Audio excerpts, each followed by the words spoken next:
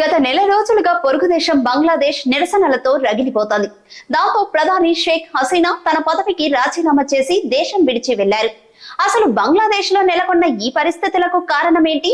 భారత్ బంగ్లా బంధాలపై ఎలాంటి ప్రభావం పడనుంది?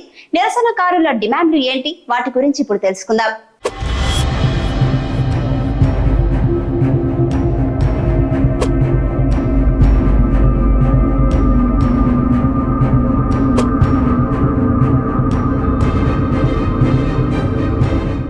బంగ్లాదేశ్ లో రిజర్వేషన్లపై ఏర్పడిన అల్లర్ల వల్ల ఇప్పుడు ఆ దేశం మహా సంక్షోభంలో పడింది.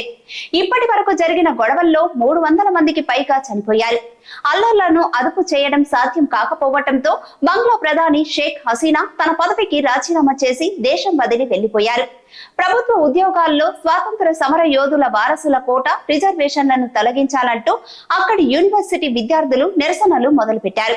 కొద్ది రోజుల్లోనే ఆ నిరసనలు దేశం మొత్తం వ్యాపించినప్పటికీ హసీనా ప్రభుత్వం వాటిని అదుపు చేయకపోగా విద్యార్థులు అలాంటి కలలు మానండి, అల్లర్లకు కారణమైన వారిని కఠినంగా శిక్షిస్తాము అని చేసిన ప్రకటనతో నిరసనకారులు మరింత రెచ్చిపోయారు.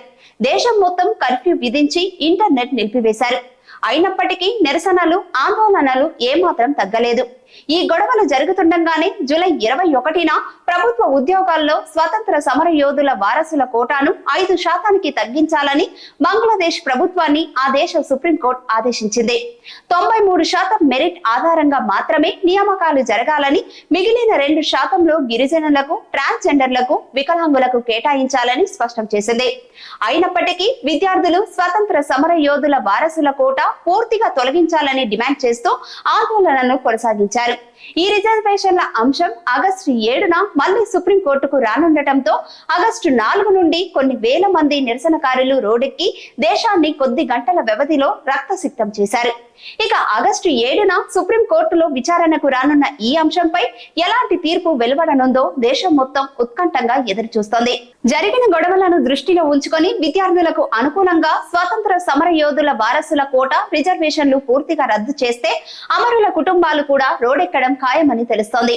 2 వర్గాలు ఆందోళనకు దిగి మళ్లీ అల్లర్లకు పాల్పడితే దేశ ఆర్థిక వ్యవస్థపై తీవ్ర ప్రభావం ఉండనుందని విశ్లేషకులు అభిప్రాయపడుతున్నారు.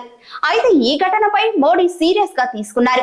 బంగ్లాదేశ్ కు సంబంధించి ఆర్థిక, సైనిక స్థావరం వరకు భారతే చూసుకుంటుంది.